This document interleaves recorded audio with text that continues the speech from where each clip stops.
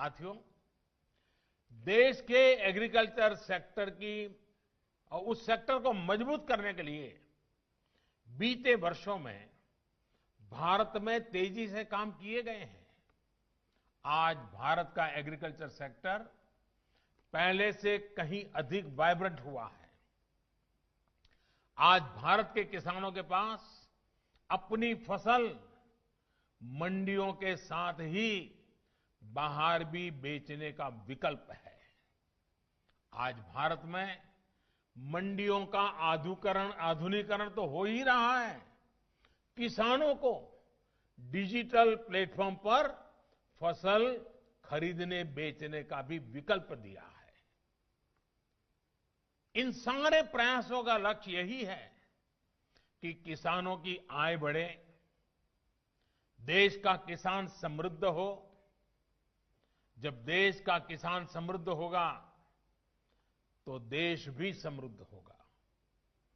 आपको मैं एक और उदाहरण देता हूं कि कृषि क्षेत्र को पहले कैसे हैंडल किया जा रहा था। साथियों, हमारे देश में पहले इथेनॉल तक को प्राथमिकता देकर इंपोर्ट किया जाता था, जबकि खेतों में गन्ना किसान परेशान रहता था कि उसका गन्ना बिक नहीं रहा या उसके गन्ना किसानों का हजारों करोड़ रुपए का बकाया भी समय पर मिलता नहीं था। हमने इस स्थिति को बदला। हमने देश में ही इथेनॉल के उत्पादन को बढ़ावा दिया। पहले चीनी बनती थी, गुड़ बनता था। कभी चीनी के दाम गिर जाते थे तो किसान को पैसे नहीं मिलते थे, कभी चीनी के दाम बढ़ जाते थे तो कंज्यूमर को तकलीफ होती थी।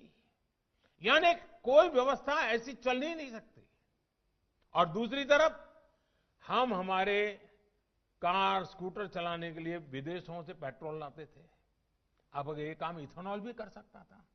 अब देश में पेट्रोल में 10% तक इथेनॉल की ब्लेंडिंग करने की तरफ बढ़ रहा है।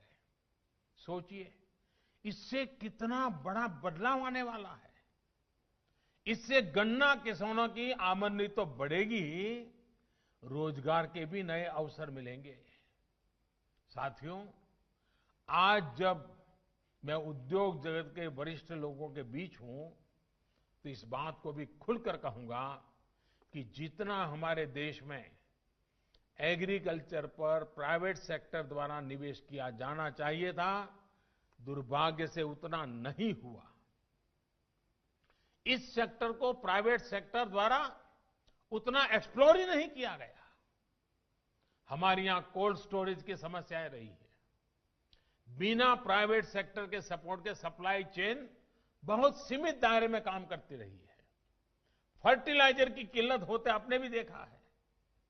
इसका कितना इंपोर्ट भारत करता है, आप भी जानते हैं। एग्रीकल्चर सेक्टर की ऐसी कितनी ही चुनौतियों के समाधान के लिए केंद्र सरकार निरंतर काम कर रही है। लेकिन इसमें आपके इंटरेस्ट और आपके इन्वेस्टमेंट दोनों की आवश्यकता है। मैं मानता हूं कि एग्रीकल्चर से जुड़ी कई कंपनियां अच्छा काम कर रही हैं, लेकिन सिर्फ उतना ही काफी नहीं है।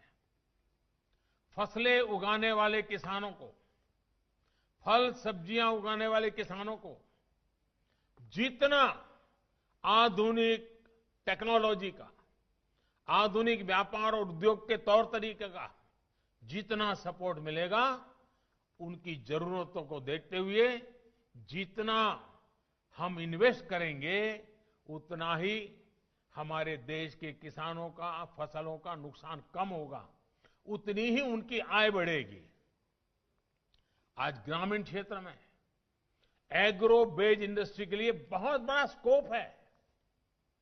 पहले की नीतियां जो भी नहीं हो, लेकिन आज की पॉलिसीज ग्रामीण कृषि आधारित अर्थव्यवस्था विकसित करने के लिए बहुत अनुकूल है।